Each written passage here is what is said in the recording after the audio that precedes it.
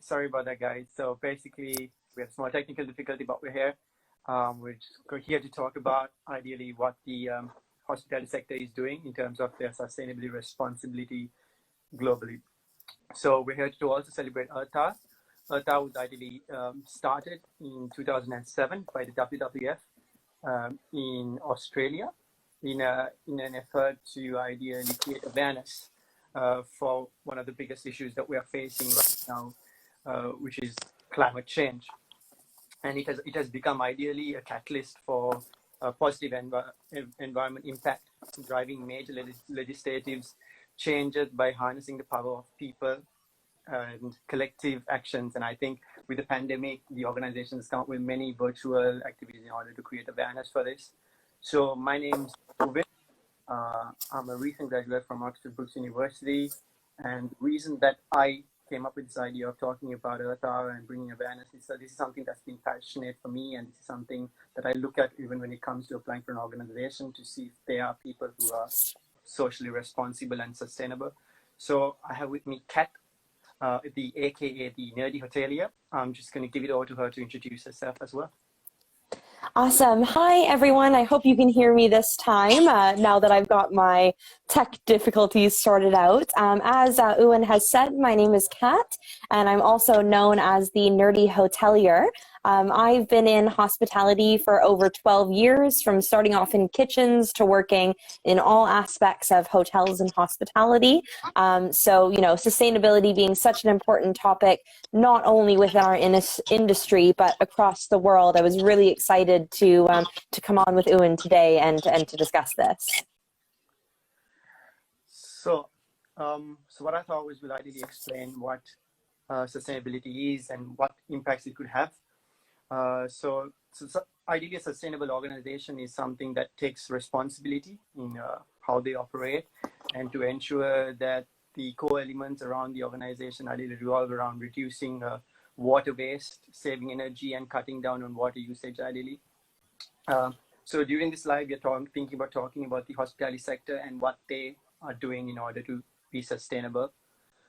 So I must first say that the organization that we've selected are brands that we think that many people would ideally know and ideally understand about. This is not a partner thing, or we're not being biased to anyone, but we're just trying to ideally talk about organizations. So first, let's talk about the hotel aspect in the hospitality sector. Let's talk about what hotels are doing.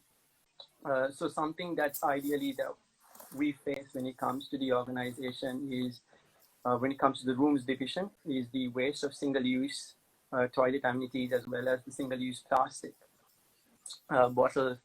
And recently, or within the past 5 years, an organization we started called the Clean the World organization. So they're responsible for ideally taking over toiletries, single-use soap and plastic bottles from hotels and giving them a second life. One might think, okay, this is used soap, how is this hygienic? But what happens is they go through a huge process where they would come into the organization, pick up the soap and the plastic bottles from the hotels itself and recycle them and give them to the community that is ideally deprived of all of these facilities. And many organizations such as Hilton, Marriott, and IHG have partnered in order to be sustainable. And Hilton ideally has pledged to divert all of its soap from ending up in the trash by the year of 2030. I think that's a great initiative, to be honest. Yeah, that's amazing. Personally, you know, to have such an initiative and to give themselves a due date that they need to have this completed by, I think that's really important and really impressive of them. Definitely.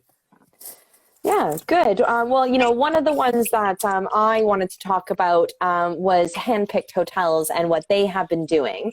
So, you know, if we look at a British hotel chain such as Handpicked, they're committed to supporting their communities, which they operate in through through the provision of quality food and ingredients. So, for example, having their own beehives to produce organic bee honey, growing their own herbs, and where possibly they purchase fair trade or Rainforest Alliance beverage products for their bedrooms, which I think is really cool.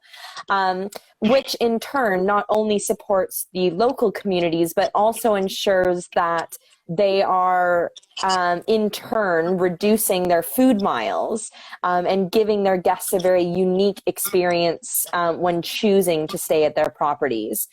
Looking to single-use plastic, as you were just talking about, the world produces roughly 30 million tons of plastic each year, and about 8.8 million of that is then dumped almost directly into the oceans. This has led to one of the global climate issues of ocean plastic, which I'm sure, we'll talk a little bit more about later, but something that's very important to me. Growing up with my family being Jamaican, ocean plastic, was after a rainfall was as far as you can see. And in recent published articles, microplastics revealed that in the placentas of unborn babies, there's literally, health impacts that scientists have proved with microplastics inside them, which can obviously cause long-term deficiencies and damage to fetuses. Scientists believe that people already know that they're consuming tiny plastic food particles in food and water, and as well as when they're breathing. And that's just not something that, we should just openly accept. So I think that's really important to talk about. Yeah, exactly. I believe as well this is an issue that's ideally consuming all of us, this entire single-use plastic and the usage of plastic. And there are many organizations that have come forward in order to reduce their plastic usage. A good example is the Sixth Sense organization. I mean, they are one of the pioneers of innovation in this space. Sixth Sense operates 11 resorts and 31 spas in over 20 countries. And they bottle their own water on site in order to reduce the use of plastic water bottles. They've also begun using a number of alternatives to plastic straws. To alternatives to the use of plastic straws includes paper, bamboo, and lemongrass as part of their Earth Lab initiative. I mean, in a time when we are facing so many issues with the pandemic and a lot of issues, this clearly shows, how organizations can be adaptive. And this is also something that when it comes to climate change needs to be addressed. Kat, do you have another organization in mind? Yeah, actually, one that I really wanted to talk about, especially when we're talking about single-use plastic, is Red Carnation Hotels and their collection of boutique hotels and lodges. They began banning single-use plastic in December 2017 as a part of the company's multi-year plastic elimination strategy. Obviously, which is what we're talking about, such important topic that is not only important now, it's been important for years. They've also begun to replace plastic straws and takeaway cups and lids with eco-friendly alternatives made from biodegradable materials. And in Cape Town, the 12 Apostles Hotel and Spa location of Red Carnation Hotels has adopted bamboo and cardboard straws, while the Reuben at the Palace Hotel in London has opted for pasta straws, which I think is absolutely amazing. Not only can you have a fairly nice beverage, you can, nibble on that hard pasta that I'm sure everyone loves stealing, just a couple pieces out of the pack, or maybe that's just me. But that's a really cool initiative, a policy that has come from zero waste, meaning that all materials will have a new purpose afterwards. I mean, when we look at this plastic usage, I mean, it's easy for us all to talk about it. It's easy for us all to say, but when it comes to implementing it, it's a bit hard. It's a bit tough. But I think in order for us to preserve what we have and to enjoy it in the future, we need to do what we can in order to adapt. Looking at sustainable hotels, I thought that I would chime in about, since I'm Sri Lankan ideally, I thought I would talk about a property in Sri Lanka, which is pretty famous for being very sustainable. They've won many accolades in terms of this, and this is the Haytons in Kandalama, ideally. So the building has optimized the use of natural light and ventilation. I mean, when you visit, if you ever do get the chance to visit this property, it is simply mind-blowing. You feel like the building is the jungle, basically. There's so much greenery around, and the resort does not interact with the ancient irrigation tanks that are around it ideally, and the water base is recycled or reused. while freshwater use is minimized completely. I mean, that's just great. I mean, imagine if you can reuse this water, you are not only uh, cutting your costs, but also doing something good for the planet, and also doing like creating a positive impact.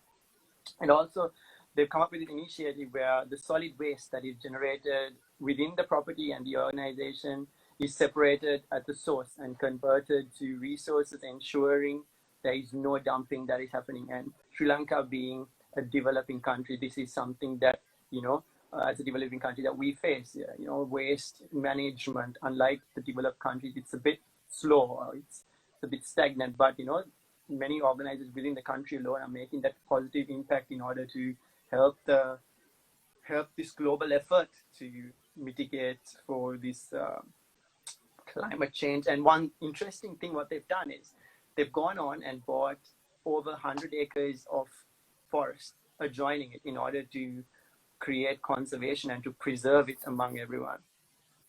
So Kat, I know you're ideally from Jamaica, so do you have any properties that you want to talk about? Yeah, when we originally started discussing this topic between the two of us, and that how it was going to be what we talked about during this Earth Hour, it really brought me back to remembering my childhood. So for those that don't know, my family is Jamaican, and quite a lot of my family still live there. So when we went back when I was a child and we would constantly travel to Jamaica, I just have this image of after the rainfall, again, being a developing country and not having proper waste management and garbage disposal. After the rainfall, especially in Kingston, all the garbage would wash out of the city into the ocean, and directly into the inlet in the Kingston Harbor. And if we went out on the boat, or went off to the marina, it would just be as much garbage as you could see. You almost wouldn't even be able to see where the garbage ended and the ocean started, which for me was mind-blowing. I didn't even consider that this was a problem at the time. And seeing it firsthand really brought it to light. And when the topic of, ocean plastics came about, I immediately would think back at that time and be like, this is exactly what they're talking about. And how can we tackle that really? And when we started talking about this conversation, being a developing country, must not have many hotels focused on sustainability, but I am very proud to say that after doing some research, I was incredibly wrong. There is actually multiple hotels across the island that are putting a lot of initiatives in place, such as Round Hill Hotels and Villas, which is quite a popular, well-known one, Rock House Cafe in Negril, which is extremely popular, and the one that really caught my eye was Hotel Mockingbird, which is known to be Jamaica's most green hotel. It's on the northeast coast in Port Antonio. Absolutely beautiful place if anyone has the opportunity to visit Jamaica. And it has won over 21 international awards recognizing its contribution to sustainable tourism with their commitments to their sustainable practices. On the property. Sorry, I have to keep turning my phone back on or else it gets too dark and I can't see anything.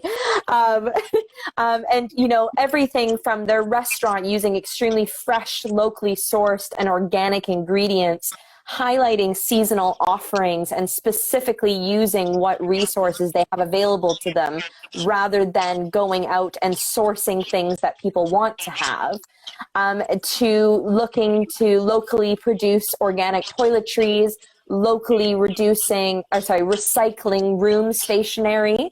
So they partner with a local company in Port Antonio that reuses any paper products that go through the hotel, as well as using thermoses that guests can refill with filtered water rather than having running taps for the drinking water and such like that, which I thought was really impressive.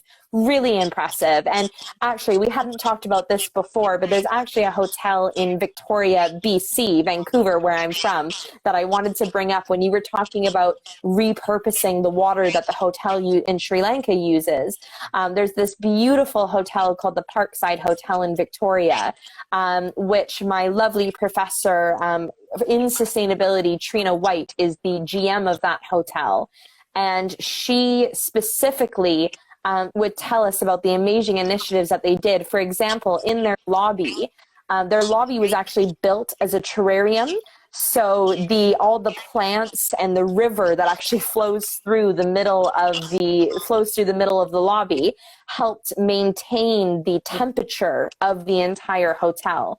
So the koi pond and the river that flowed through the middle of the lobby actually also fed into the tanks that they would use to heat the heating system, the hot water, the sinks, the taps, everything throughout the hotel, and it would filter through and then go back and filter through the koi pond again, which I found just incredibly impressive, that they found a way to constantly utilize the same water over and over again, which I thought was just, honestly, especially, this is now 7-8 years ago now, was absolutely fantastic to hear that they were going through that system.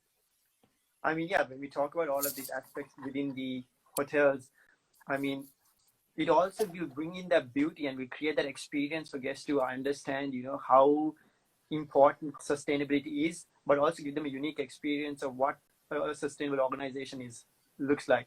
So I thought we'd next talk about the restaurants, another key element in the hospitality sector, and one that is booming in the United Kingdom.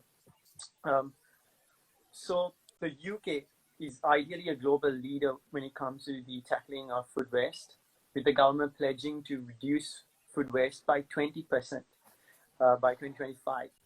And the total food waste levels already falling by 480,000 tons between 2015 to 2018. I mean, that right there amazing. Is amazing, because on a daily basis, this is also another issue that we face, the food wastage, because we want to ensure everyone has food, but sometimes there's too much food and that goes to waste, and it's a pity. So if we look at an organization that ideally was a pioneer or the first to do to control or implement this food waste issue, I would say, was a restaurant in Silo. So ideally what happens, they are designed from back to front, always with the bin in mind. That's their motto, I would say, which ideally brought them prestige of becoming the world's first zero waste restaurant. I mean, that's amazing. Amazing. Who else can really say that they are the first zero waste restaurant? I mean, that not only brings down their overall cost when it comes to food purchasing or food waste, but it's also making them a very sustainable organization. Yeah. So they've got this compost machine set inside the silo. It turns out any of the restaurant scraps and trimmings directly into a compost used to produce more food, closing that loop of the entire wastage. And another thing what they do is they choose to provide quality through purity, adapting a more primitive diet with techniques both modern and ancient. The restaurant chooses to food sources that respect the natural order, allowing ingredients to be themselves without unnecessary processing and by creating everything on site. I mean, that's another thing. Processed food is ideally considered not to be good to you, and the fact that they have certain elements that they are having growing up within their organization alone is also giving their clients a healthy meal and also cutting down costs when it comes to food waste and being sustainable. Kat, do you have anything else you want to add about that? Yeah, totally, absolutely. And I think that as absolutely impressive as Silo is in creating this recyclable system that allows them to be a zero waste restaurant, there are the restaurants that really struggle to do that, and they will, you know, every restaurant in the world will or can unfortunately create food waste. And I think that's where initiatives such as the app Too Good To Go, for example, come into play, where they tackle food waste, specifically in the UK, but there's multiple apps in multiple countries across the world that also do the same. So aiming to reduce the food waste at the end of the day by discounting it for people. For those that don't know how the app works, pretty much you can pick a restaurant, you can put in, I believe it's approximately £3, depending on the tier of item you're looking for. And you can just say, I'll take it. And you'll get a notification when it's time to go pick it up, and you head to the restaurant and you get a goodie bag. And, you know, that £3 that you've spent has in return given the restaurant revenue that they would have not received because the food would have unfortunately been wasted. So, you know, even if it just covers the food cost, that's something back to the restaurant that allows them to continue and keep going. And then for the wastage, it allows you to take home that extra food that they weren't able to sell, whatever the surprise is inside your bag, and allows you to have that meal, to have that meal at a discounted price to you, and saves the planet a little bit by not allowing that food to go into the rubbish bin. So I think, you know, in addition to everything, sorry, my phone and the lights, in addition to everything that restaurants can be doing, I think it's really important as an industry to ensure that there's other means that we can do to support them, like apps like Too Good To Go, that allows just a different avenue to create a way to stop wasting food. Exactly. I think this is also a perfect example to where innovation and creativity can also come into, you know, helping organizations to be sustainable. Absolutely. And it, you know, it's not just the responsibility of the restaurant. Yes, there is a huge responsibility on the restaurant to do their best, but what do we as consumers, what do we as, you know, other hospitality professionals, what can we do to support that? And I think that's really important. And then it kind of leads a little bit, if that's all right for me to keep going, Uwin, into the next thing that I wanted to mention is for those restaurants that are unsure of what they can do, for those food and beverage businesses, whether they're restaurants, cafes, bars, pubs, whatever it is, if they're unsure of where to start, the Sustainable Restaurant Association is an amazing place to start. They have a community of over 10,000 food service companies that allow you to work with each other and see what others are doing and help implement that into your business. But they also offer a framework that they provide to food service businesses that have manageable means of not only understanding sustainability, but reviewing and acting upon this issue and being able to create something that matters. The framework, just for a bit of technical side, has like 10 key areas of sustainability that they focus on that falls under the three main pillars of sourcing, pillars of sourcing, society, and environment. So really a real holistic approach into how the restaurants and food and beverage businesses can really look into creating sustainable practices. Brilliant. Yeah. Brilliant. So if we're going to talk about events, Kat, I think you're the perfect person to talk about when it comes to the events aspect, because I know that you started with the pandemic and everything to educate yourself in how events management online can go on. So I believe this is a topic perfect for you.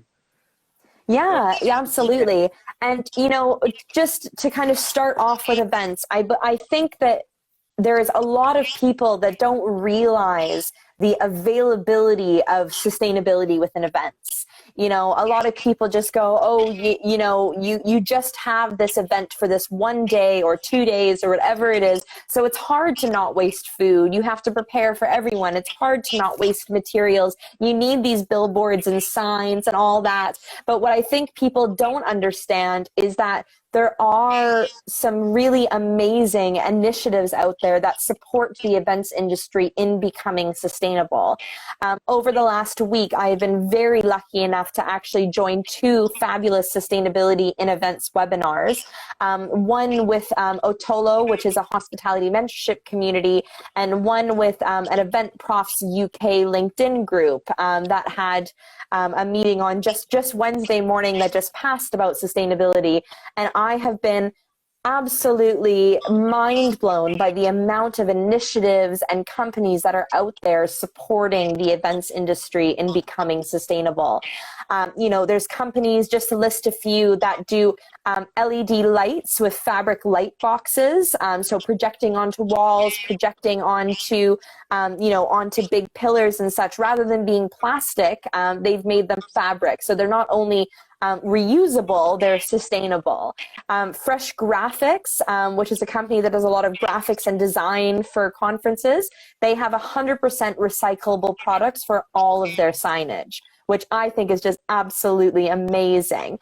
The one that really caught my eye is called Event Cycle, and it's a company and an organization that specifically takes any and all waste from your event and will repurpose it and redistribute the items you no longer need to charities and community groups. So for example, all that food you waste at the end of the event that never gets used, they take that to food banks, they take that to soup kitchens, they take that to community homes that need this support and this food. For the they kind of use the idea of like one man's trash is another man's treasure, really, which I thought was really cute and a really great way to say it. Those signs, those billboards, those design aspects, they can find companies and they can find charities that will find use for this. And it will allow them not only for these charities to save the money that they're looking to create, but also save the planet by not having to create their own signage or create their own, light show or anything like that. Things that we as event managers would just put in the bin or put in the closet for another event, 3 years from now. They have the ability to repurpose it right away. And I think that is absolutely incredible as a company, to come together and just say, you know what, give us your trash. We will create a treasure for someone that really uses it. And, and it's not just the suppliers that are doing amazing things and becoming more sustainable. There's conference centers. For a quick example, the Arlington Conference Center in Camden, they specifically, with their food and beverage teams, use the remaining food and drink and repurpose that and give that to the homeless. They also use their event venue temporarily between events as a shelter for the homeless community as well, which I think is just absolutely fantastic. And, I know it's hard, and I know it's hard to wrap your head around, and there's so many different places that you might look for answers and look for a place to start, and maybe you just don't know. If you want to be able to plan more sustainable events, there is an organization called the Sustainable Event Alliance who provides courses and guidance on creating sustainable event management. So I think that's a really good place to start, and I'll kind of leave the events world there. I mean, when it comes to events as well, my experience or background, my career experience so far has been in events. I've been part of an organization that ideally organized the first ever, or rather the biggest dance or music festival in Sri Lanka, bringing down many international artists. I've been with an organization where we organize weddings. And when it comes to both these events, when it comes to a music festival, that's where a lot of single-use plastic also comes into play when it comes to the beer cups or the beverage drinks and the food boxes. So I think these are places where organizations can look into biodegradable items that can be used and come up with an idea to reduce cost. And from a Sri Lankan background, when we do events or when we do a wedding, there's a lot of food. I mean, we are known to be very hospitable, so we go all out when it comes to the wedding to ensure everyone gets what we would call a belly full and go home happy. And Love it. Yeah. So yes, during these events, a lot of food goes to waste, and it's a pity when for me as a person who's very passionate about when it comes to people being hungry on the roads, and food waste plays a key role to it. Like you said, all these kitchens and charities need to come in place in order to help save all this food. Yeah, and speaking of festivals a little bit, I come from Vancouver, Canada, which is an area, like not necessarily in the city, but there's lots of surrounding areas that are used for festivals. Coachella, Pemberton Music Festival, stuff like that. And, the first couple of years that it really became popular on social media, they were advertising the awful pictures of these beautiful fields in the mountains of Canada that are just filled with a sea of trash. And I've seen it here in London too. I feel especially again, I don't want to say anything bad about London or the people here or anything, but when I first came here, I was baffled by the amount of garbage that's just left on the side of the road or that's all around, especially coming from Canada. If you saw someone just toss something on the ground, you'd be starting to fight, and I've walked behind multiple people that just throw their cigarette packs on the ground. And I've started a couple of fights myself, actually, after a few drinks. And, people's excuses that I always hear, I'm like, oh, well, there's street cleaners. Someone will come by and sweep it up. But that's not the right attitude to have. It's an attitude that we need as a community, ingrained in our culture. That is, you can't just throw stuff on the ground, because as a Canadian, I will come fight you, what I was speaking about with the Pemberton Music Festival and such, it actually became quite popular that what they started doing is that obviously, because they don't want people bringing in liquids, obviously they can't bring in their own water bottles, but they would request that you come prepared with an empty, reusable water bottle. And so rather than selling water at the event, you had to come prepared with your reusable water bottle. It was in the requirements. They would check that it was empty when you arrived, so you weren't bringing in any alcohol or anything dangerous into the premises. And they would have huge water tanks that you could use to fill up your water bottles. And the amount of garbage reduction, unfortunately, they couldn't do much about the alcohol, the beer sales, the takeaway cups and bottles and such like that. But the amount of reduction that they had in their water bottles and garbage was absolutely mind-blowing. That just something as simple as bringing your own reusable water bottle to a music festival could do. And I just found that absolutely amazing. Exactly. I mean, like you said, the majority of people just might toss trash on the road, and it's sad. We think there's someone to clean after us, but think about it. That person is also clearing your garbage that you could have ideally disposed in a correct way to ensure that if you have a kid in the future, would have a better planet to live on and a better environment to grow up in. Yeah. Yeah. Yeah. Well, I think the next thing we kind of wanted to talk about is why hotels and businesses, why should they be sustainable? And, one of the things that we chatted about before was, all these green initiative programs that are out there. For example, TripAdvisor has developed a Green Leaders program that showcases hotels and environmentally friendly best practices to conscious travelers. And that's really important, the conscious traveler, because as people of our generation, as people, become much more aware of sustainability, of climate change, of what we need to be doing for the planet, these sustainable conscious travelers are going to flock towards the hotels that may be slightly more expensive, but are doing their part and their initiative to save the planet. There's the leadership in energy and environmental design. There's the Green Key Global, which is a Green Key Eco Rating program. That's a graduated rating system recognized worldwide for hotels to show how sustainable they are. Moving towards sustainable means and reducing their energy and water consumption is just a start. Asking, for example, reducing water and energy reduction, just asking your guests to to not wash their towels, or to request that the housekeeper leaves their bed sheets for the night. Such a simple practice that could be put in place, and it's definitely not everything, it's just a start, but such a simple solution to such a big problem in water and energy usage could make a world of difference, but for anything from a 30-person hotel to a 5,000-person hotel. I purposely, when I go to hotels, I just leave my do not disturb sign on the door for my whole trip, because I don't need my bed made every day. I don't need my towels cleaned every single day. I don't find it important to have fresh towels, and I understand that is a luxury of being in hotels.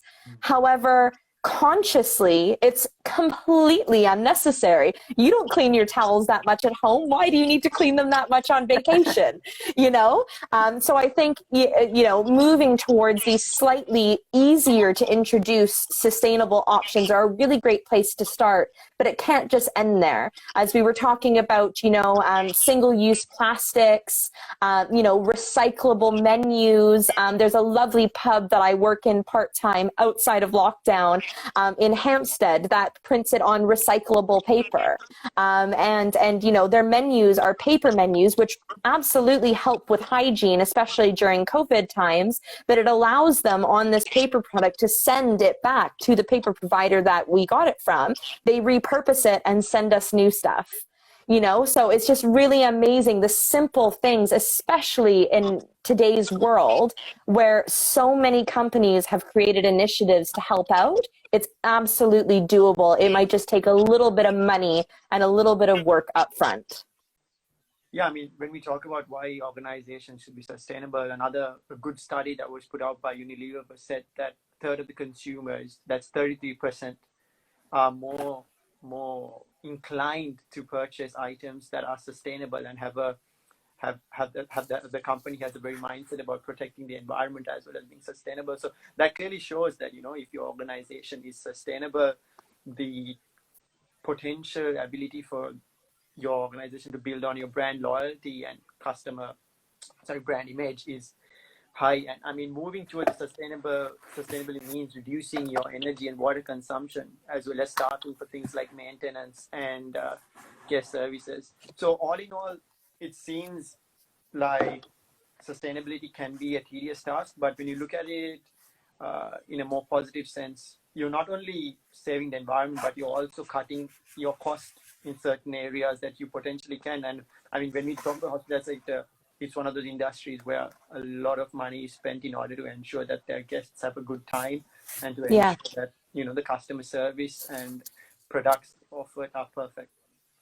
Yeah. And I think, as you were just saying, like it might take some costs up front to get these initiatives in place, but you're right. Think about the energy consumption. Think about the water consumption. You're not only helping the world, you're helping yourself. Your bottom line, your budgets are going to be incredibly improved by the amount of money that you're spending on an annual basis for the upfront cost. It will pay back. Yeah, exactly. So, Ken, I thought in the next couple of minutes, we'll talk about ideas that we believe that we could incorporate, or we could ideally suggest to organizations that we would ideally work in when everything goes back to normal and the pandemic ends, to create a little bit of positivity where we work. So one of the things that I thought that we can look into is, if you select a person from each department in the organization, and you come up with what I would like to call a green team. So what would happen is each member from the department would come up with an idea in order to suggest how their department that they're working in can be sustainable, and the organization can come up with remuneration packages and benefits for those departments that are green or highly green. And another thing that I thought in terms of when it comes to L&D, or when it comes to the recruitment process, something that happens in organizations, we all love that hard copy. We all love the, to touch and read and to, have a feel of it. But what we can do is, with technology developing vastly, we can use what we call a QR code. So you have everything online. You just scan the code and you have it on your phone wherever you go. And that way you're reducing paper, the usage of paper, and you're also cutting your costs. So saving the planet, cutting your costs at the same time. And it's an easy win. it's an easy win. And I mean, something that I think a positive when it comes to this in terms of the pandemic is a lot of the organizations have learned that we don't need to do interviews in person anymore. We don't need to get everyone to come in with that hard copy CV, and we're cutting down simply on that as well. We can promote people to email their CVs now. We can have the interviews that you online whenever needed, and that would ideally reduce the carbon footprint that would happen if you are traveling up and down. And you would also it's easier to get it done, and you'll be more efficient as well. So do you have any ideas, Kat, that we can talk about here? Yeah, absolutely. And I just, I want to give you a quick shout out, Uwin, because when we were discussing this, so many of these ideas that we will be discussing today have come out of your head. And I'm so impressed with, the amount of initiatives and ideas that you had around creating more sustainability within the hospitality industry. So quick shout out to you there. But one of the ones that I found really interesting that we discussed earlier was cutting down the use of plastic water bottles. There's many in every hotel, you will see in the minibar or complimentary, in the room is water. Especially in countries where the tap water might not necessarily be safe to drink. It's important to ensure that your guests have proper drinking water. And so many of those, even still these days, are in plastic water bottles offered by the hotels. So, what can we offer them instead? Could we offer the hotel rewards program to include for their members reusable branded water bottles that they can use during their stay? Can we provide them with glass alternatives that can be refilled and rebottled by the company that provides the water? Could there be a water bottle filling station in the lobby where guests come through? And again, like I was talking about the music festival that I mentioned, that specifically requested that you brought your own water bottle with you. Well, how about we request that when we're telling guests their pre-arrival, when we're telling them what to expect and what to bring? How about we suggest that they bring their own water bottle with them, as we don't provide plastic water bottles in the room, but there is the option to refill from a filtered system in the lobby. It really creates an opportunity for us to identify recycling options within hotels, rather than, just water bottles and single-use plastic. What else can we go to recycle? You had specifically talked about, outdated bins with worn recycling symbols and bins near elevator banks that guests pass frequently. Well, what other options can we use to put in place to kind of allow that opportunity for people to be reusing, rather than single use or even just recycling? As great as recycling is, how can we take it a whole step farther and avoid recycling plastic? How can we put a system into place that has these hard reusable bottles instead? I mean, another thing that I think, so whenever we visit, or whenever we are tourists, where we want to explore, we want to go see places, and majority of us, what we would do, either we take a hotel taxi or we would get a taxi. And I think something that is very creative and, a fun idea to introduce it, we've got these electric little scooters now that coming out by companies like Pure Electricity. I mean, if you've got e-bikes like that, I mean, you're not only selling an experience to the client of, scooting around the city area exploring, but also you're ensuring that your carbon footprint there alone is also reduced by clients not using like transport or the taxi that emit these emissions.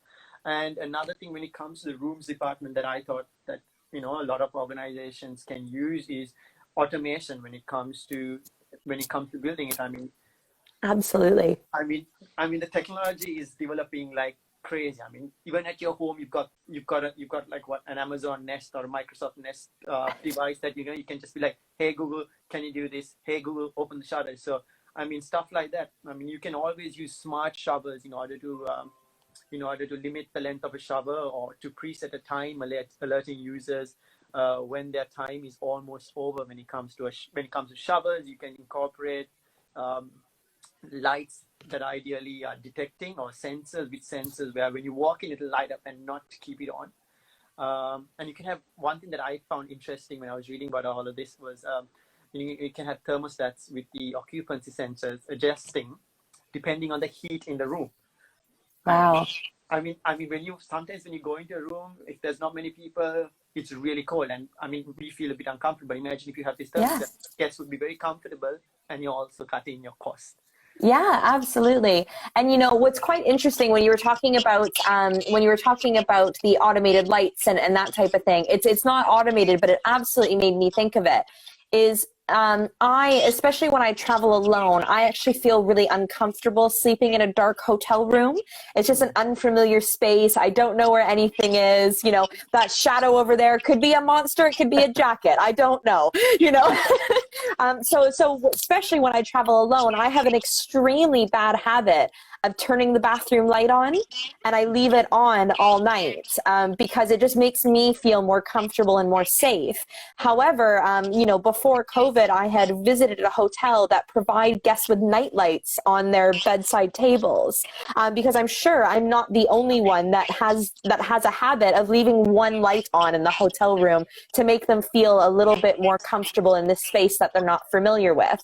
And I was so impressed to see, not plugged into the wall somewhere I wouldn't find it, but with a little note on my bedside table with all the other hotel amenities that they offer, a night light that I could specifically plug in. They even suggested which one would be best to help me find the loo at the end of the night, in the middle of the night, and they said, plug it in over there if you need it.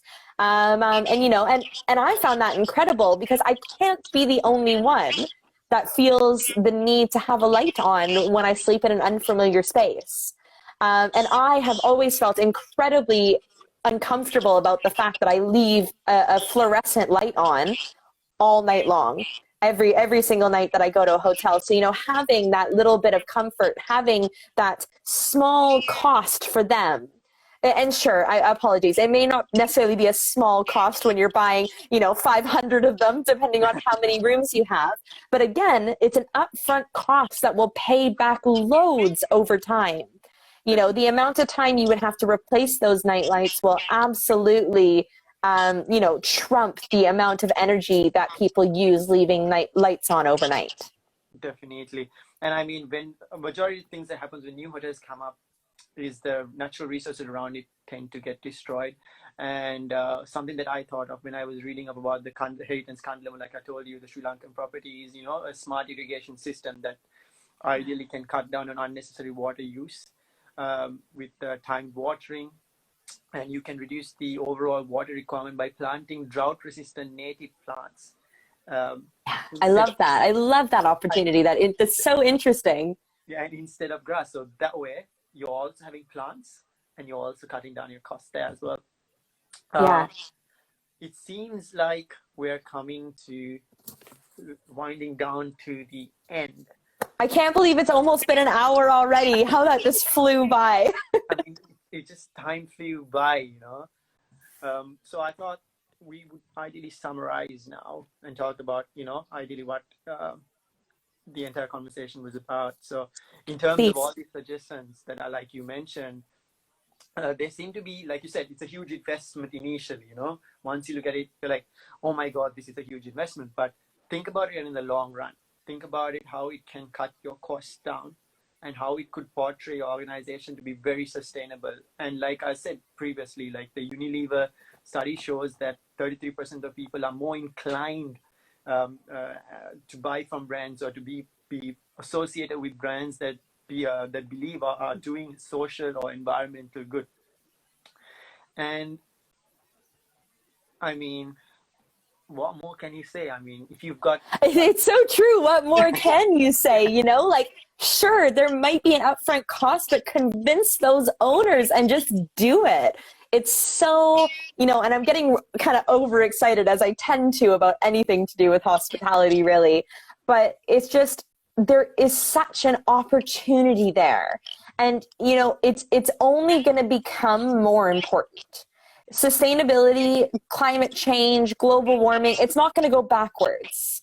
We're not going to go the other direction and say, you know what, actually this isn't important. Let's just change our minds and go back to what we were doing 20, 30 years ago. It's not. It's only going to grow and develop into something that becomes more and more important on a global scale. So if you can't take advantage of it now, you're not really doing justice to the future. You know, you're not investing in your company, hotel, restaurant, event, tourism business. You're not investing in their future by ignoring the opportunities here. Definitely. I mean, at the end of the day, nature not only provides us food, water, clean air, and other services worth over 125 trillion US dollars a year. I mean, that's a lot. Mind-blowing. It is also one of our strongest allies against, you know, one of the biggest issues that we as a community are facing, climate change. And I think protecting nature is one of the most immediate and powerful and cost-effective solutions to this crisis that we're facing. Absolutely. And yeah, I mean, I want to thank you, Kat, for, you know, this was a very spontaneous idea that we came up with to organize on Thursday night at 12:01. I mean, drop your message, like, because I know sustainability is something that's very dear to me. You know, even if I'm applying for an organization for a job, I look at, you know, how sustainable they are, what are the initiatives they're doing. Because at the end of the day, it's not about finding a job and making money. You need to work in an organization that is also protecting the environment for the future generations to come. So I'm very grateful for you to coming on board to discuss about this topic that is very dear to me. Absolutely. And you know, I'm so grateful for you for thinking of me and, you know, saying, you know what, that girl, I'm sure we could have a great conversation about sustainability. So thank you yourself, Uwin, for reaching out to me and, you know, for saying, would you be interested in doing this with me? Because I think, you know, as much as, you know, sustainability has been our topic today, that really shows what hospitality is all about. You know, you can just text someone that you've kind of met once on one video call with a group of people and just say, hey, do you want to do an Instagram live with me? And, you know, I didn't even second guess it. I was like, I'd love to do that with you. So thank you for inviting me and having me on here today. All right, guys. I'm going to thank you everyone for joining. I'm going to wrap it up with a quote that I have dear to me, is there is no planet B. There is one planet, and that's the planet we live in. So do your daily chores in a way that you'll be sustainable and help protect the future of environment for our future generations. Thank you for Amazing. joining. Thank you, everyone, for joining. Appreciate it. All right. Bye-bye.